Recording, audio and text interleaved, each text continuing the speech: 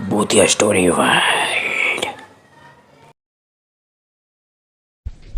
वीरेंद्र आज काफ़ी टाइम बाद अपने गांव लौटकर वापस आया था। लगभग 5 से 10 साल हो चुके थे उसे गए हुए। जैसे ही वो एक बस स्टैंड पर उतरा, उसने देखा कि काफ़ी अंधेरा है। उस समय सर्दियां बहुत थी, इसलिए काफ़ी कोहरा भी था सड़क पर।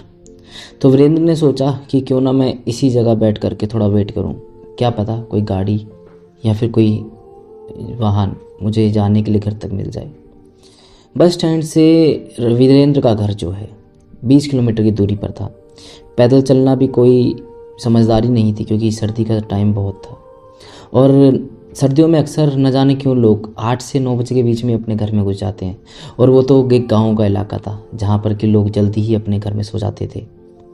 सर्दियों की रात और एक घंघोर अंधेरा और कोहरे से लिपटा हुआ एक गाँव। वीरेंद्र इधर उधर देख ही रहा था कि कोहरे में से एक लाइट की रोशनी आ रही होती है और धीरे धीरे एक स्कूटर की भी आवाज़ आ रही होती है। धीरे से एक स्कूटर आकर रुकता है। जी बाबूजी, कहाँ जाना है? आप बोलो तो मैं कहीं छोड़ दूँ।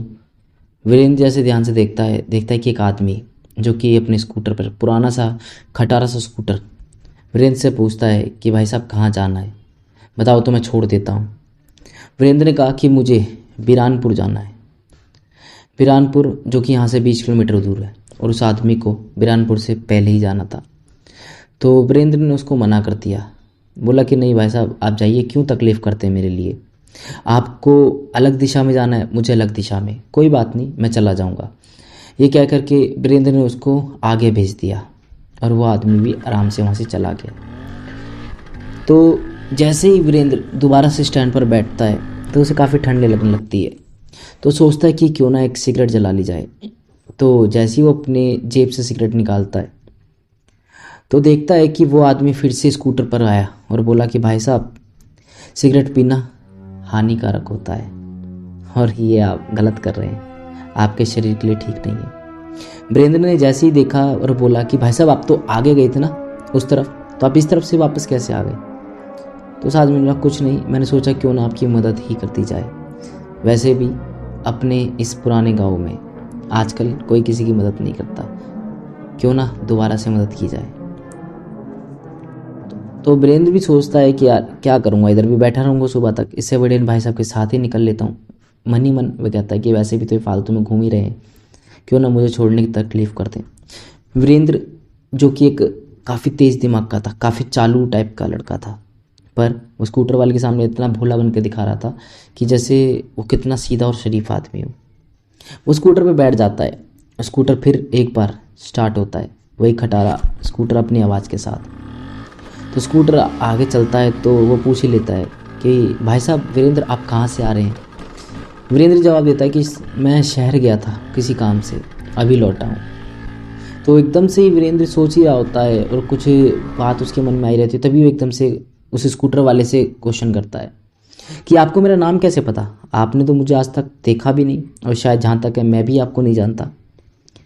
तो स्कूटर वाले ने जवाब दिया कि जिस व्यक्ति का इंतज़ार हो उसका नाम तो खुद ब खुद पता कर लिया जाता है।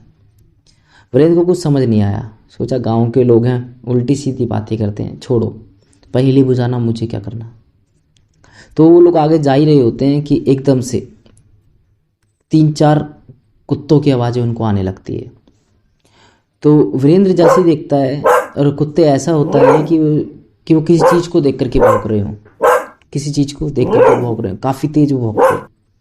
वीरेंद्र अपने पैरों को झटकता है और कुत्ते स्कूटर के साथ साथ भागना शुरू कर देते हैं। और वो वीरेंद्र को नहीं काटते, बल्कि आगे बढ़ने की कोशिश कर रहे हैं, स्कूटर पर चढ़ने की कोशिश कर रहे हैं। और इसी बीच वीरेंद्र महसूस करता है कि उसकी छाती पर ठंडी हवा सीधे जो लग रही है, मानो कि उसके आगे जैसे कोई बैठा ही ना हो। वीरेंद्र का एकदम से जब ध्यान आगे की सीट पर जाता है तो आगे कोई नहीं होता। एकदम से स्कूटर जो है रोड के साइड में जाके गिरता है कि जैसे स्कूटर को चला ही ना रहा हो। वीरेंद्र एकदम से चौंक जाता है कि अरे ये क्या हुआ, अभी तो वो आदमी स्कूटर चला रहा था, तो एकदम से कहाँ चला गया? अगर वो गिर भी गया है तो स्कूटर इतनी देर से कैसे चल रहा था? वो कुत्ते जहाँ पर स्कूटर जाके गिरता है वो वहीं उस स्कूटर को देख करके भौंक रहे होते हैं और वीरेंद्र एक तरफ पड़ा होता है। वीरेंद्र को काफ़ी चोटें आई थी, हाथ में और पैरों में काफ़ी स्क्रैचेस, यानी घिस गए थे हाथ पैर सड़क पर। काफ़ी खून भी बह रहा था कि वीरेंद्र थोड़ी देर के अंदर अंदर बेहोश हो जाता है। फिर जब वीरेंद्र को होश आता है तो लगभग जो है रात के 2:30 से 3 का समय हो रहा होता है। वही सर्द हवा, ठंडा कोहरा और ऐसी धुंध में पड़े पड़े वीरेंद्र के कपड़े भी भीग जाते हैं उससे। तो वीरेंद्र कहता है कहाँ फंस गया मैं, क्यों खामा मैंने जो है किसी से लिफ्ट मांगी, अच्छा खासा वहीं बैठा रहता, अरे कम से कम कोई गाड़ी वाहन घोड़ा तो दिखता। कि वीरेंद्र की दूसरी तरफ नज़र जाती है कि देखता है कि वहाँ पे कोई स्कूटर है ही नहीं। वीरेंद्र कहता है ये अजीब आदमी है, पहले बैठाता है फिर चोट मार देता है फिर चला जाता है, कोई बात नहीं। तो वीरेंद्र जैसे तैसे अपने कपड़ों को झाड़ पोंछ कर खड़ा होता है, अपना सामान इकट्ठा करने लगता है जो कि वहाँ पर फैल गया था। तो वो सामान इकट्ठा करके एक साइड में जाकर के बैठ जाता है। तो रोड के किनारे फिर एक स्कूटर की आवाज़ आती है, वही पुराने खटारा स्कूटर की आवाज़। और फिर वही आदमी आके पूछता है कि भाई साहब कहाँ जाना है, कहीं छोड़ दूँ आपको। तो वीरेंद्र को एकदम से गुस्सा आ जाता है कि अरे बड़े पागल आदमी हो यार, कि पहले लेके आते हो फिर चोट मार देते हो फिर एकदम से कहीं ना कहीं भाग जाते हो, ये क्या ड्रामा चल रहा है, कौन हो आप, क्या करना चाहते हो। तो वीरेंद्र जैसे ही अपने सामान को उठाने के लिए फिर से झुकता है, देखता है वहाँ कोई स्कूटर नहीं होता। अब वीरेंद्र को थोड़ा थोड़ा डर लगने लगता है। वीरेंद्र कहता है कि आज मैं कहाँ फंस गया। वैसे तो वीरेंद्र कभी कोई भूत प्रेत पर विश्वास नहीं करता था, पर आज शायद उसको अपने इस गलत फहमी पर विश्वास हो चुका था।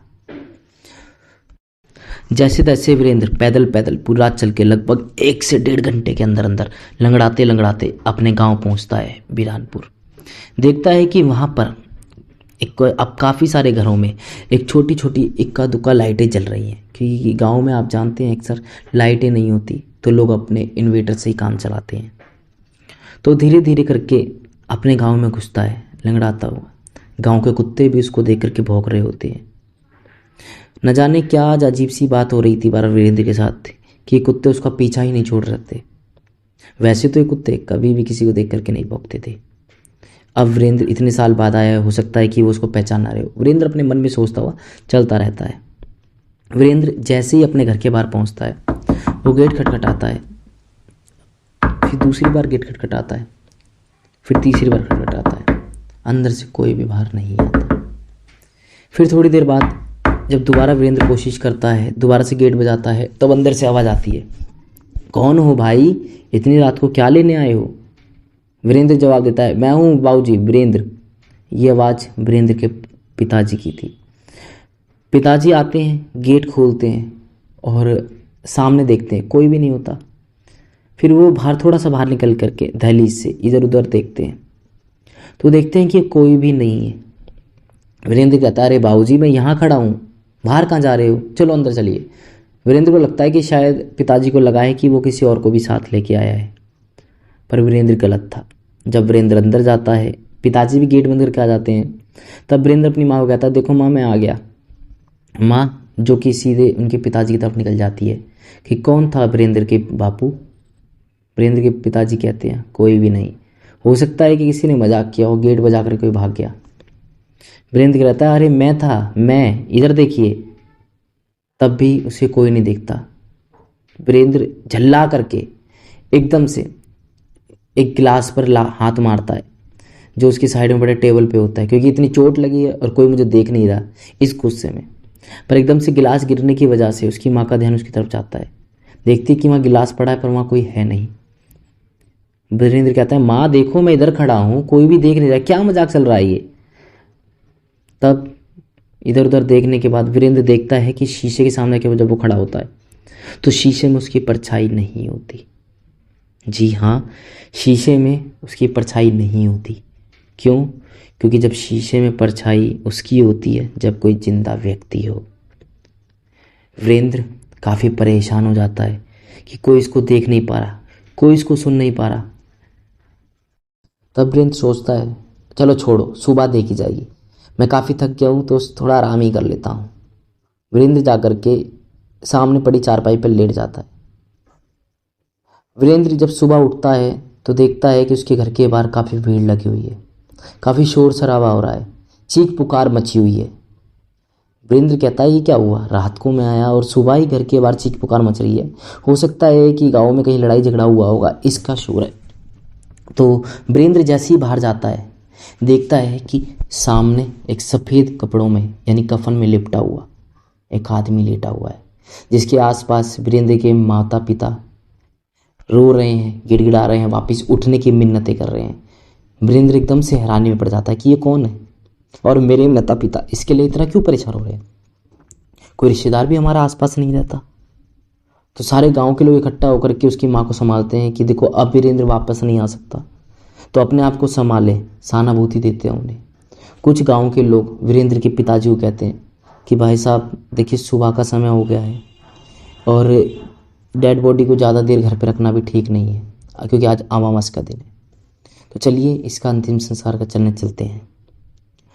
वीरेंद्र एकदम से हैरान हो जाता है कि इसी बीच वीरेंद्र देखता है कि एक हवा के झोंके से उस कफन के ऊपर से वो कपड़ा हटा और देखता है कि वो खुद वीरेंद्र की बॉडी पड़ी हुई है। वीरेंद्र एकदम से परेशान हो जाता है। अब वीरेंद्र को कुछ कुछ बातें समझ आने लगती है। वीरेंद्र को अब पता लगता है कि उसकी मृत्यु उसी टाइम हो गई थी जब वो स्कूटर से गिरा था। वीरेंद्र थोड़ा और वीरेंद्र की आत्मा जो होती है सोच पर असर डालती है। तब उसे याद आता है कि वो स्कूटर वाला वही था जिसको वीरेंद्र और उसके दोस्तों ने आज से ठीक 10 साल पहले उसी सड़क पर मार दिया था लूटपाट के इरादे से।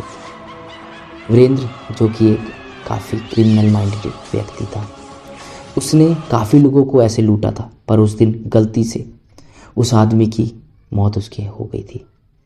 तब से ही वो आदमी उसे काफ़ी परेशान करने लगा था, उसकी आत्मा जगह जगह उसे दिखाई देने लगी थी। तो वीरेंद्र काफ़ी परेशान हो चुका था और उसका साथी, जिसको लोगों का कहना है कि उसको किसी भूत ने मारा है, वो काफ़ी टाइम पहले मर चुका था।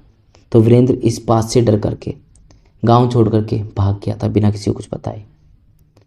और वो जब लौट के आया तो उस आदमी ने उसका इंतज़ार करके अपना बदला पूरा किया। इसलिए कहते हैं दोस्तों कि जो आदमी इस जन्म में पाप करता है उसे भुगतना भी इसी जन्म में पड़ता है। कोई अलग से टाइम या दुनिया नहीं बनती उसके लिए, जो बोओगे वो मिलेगा। तो दोस्तों ये थी आज की एक नई कहानी प्रस्तुत है आपके लिए। और दोस्तों मुझे आपसे एक शिकायत है कि आप कहानी सुन तो लेते हो पर इसे लाइक एंड सब्सक्राइब नहीं करते, शेयर नहीं करते। देखो आपके लाइक एंड सब्सक्राइब करने से ही मेरी हिम्मत बनती है और मुझे और कहानियों का उत्साह बनाने को मिलता है। तो मैं गुजारिश करता हूँ और मैं आशा करता हूँ कि आप इस कहानी को सुनने के बाद अगर अच्छी लगी होगी तो उसे लाइक एंड सब्सक्राइब चैनल को ज़रूर करेंगे।